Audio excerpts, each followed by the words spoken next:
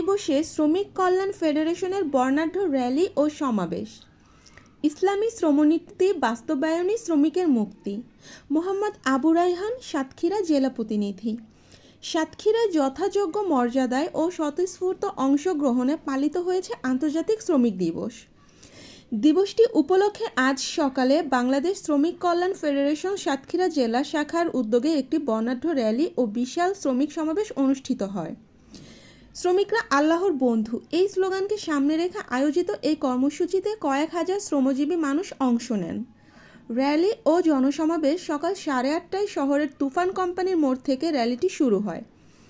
Banner, festoon ও স্লোগানে মুখরিত র্যালিটি শহরের প্রধান প্রধান সড়ক প্রদক্ষিণ শেষে কেন্দ্রীয় বাস টার্মিনালে গিয়ে এক বিশাল সমাবেশে মিলিত হয়। জেলা শ্রমিক কল্যাণ ফেডারেশনের সাধারণ সম্পাদক মোহাম্মদ আব্দুল গাফফারের সভাপতিত্বে সমাবেশে প্রধান অতিথি হিসেবে উপস্থিত ছিলেন সংগঠনের কেন্দ্রীয় কার্যনির্বাহী সদস্য ও জেলা জামায়াতে ইসলামী সহকারী সেক্রেটারি অধ্যাপক গাজী সুজায়েত আলী। প্রধান অতিথির বক্তব্য। ইসলামী শ্রমনীতি ও নিরাপত্তা। প্রধান অতিথির বক্তব্যে অধ্যাপক সুজায়েত আলী বলেন, পুঁজিবাদী ব্যবস্থায় শ্রমিকের ঘাম ঝরালেও ন্যায্য অধিকার নিশ্চিত হয় না। শ্রমজীবী মানুষের মর্যাদা ও অধিকার প্রতিষ্ঠায় ইসলামী শ্রমনীতি বাস্তবায়নে কোনো বিকল্প নেই। তিনি আরও বলেন, শ্রমিক নিরাপত্তা, কোনো শ্রমিক যেন কর্মক্ষেত্রে হয়রানি বা নির্যাতনের শিকার না হন সে বিষয়ে প্রশাসনকে সজাগ থাকতে হবে। ইজি বাইক ও ভ্যান চালক। রাস্তায় ইজি বাইক ও ভ্যান চালকদের নিরাপত্তা নিশ্চিত করতে হবে এবং তাদের উপর সব ধরনের চাঁদাবাজি ও হয়রানি বন্ধের কার্যকর পদক্ষেপ নিতে হবে। কর্মসংস্থান বৃদ্ধি। দীর্ঘদিন বন্ধ থাকা সুন্দরবন টেক্সটাইল মিল পুনরায় চালুর মাধ্যমে সাতক্ষীরার মানুষের জন্য নতুন কর্মসংস্থানের সুযোগ তৈরির দাবি জানান তিনি। শ্রমিকরা সমাজের চালিকা শক্তি। তাদের ন্যায্য মজুরি ও মর্যাদা নিশ্চিত না হওয়া পর্যন্ত আমাদের আন্দোলন চলবে। অধ্যাপক গাজী সুজায়েত আলী।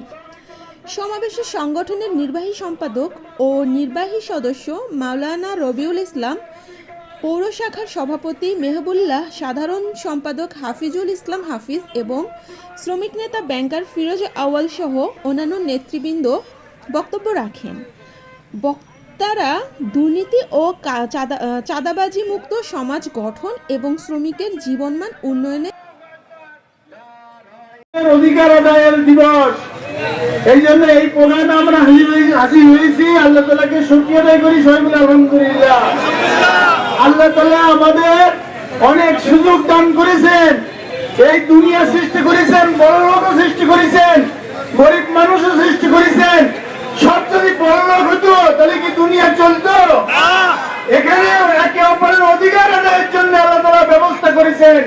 এজন্য শ্রমিকদের ন্যায্য অধিকার আদায়ের জন্য ইসলামী শ্রমনীতি বাস্তবায়ন করতেই হবে। ইসলামী শ্রমনীতি বাস্তবায়ন করার জন্য ইসলামী সমাজ, ইসলামী রাষ্ট্রেরও প্রয়োজন আছে। এই জন্য সাতক্ষীরায় গণমানুষের যে আন্দোলন চলতেছে, আগামীকালকে কিন্তু গণমিছিল আছে। আগামীকালকে বিকালে রাজ্জাক পার্কে সবাই আসবেন তো ইনশাআল্লাহ। যে সরকার যে হ্যাঁ ভোট পাস করেছে 70% মানুষ হ্যাঁ ভোটের পক্ষে, রায়ের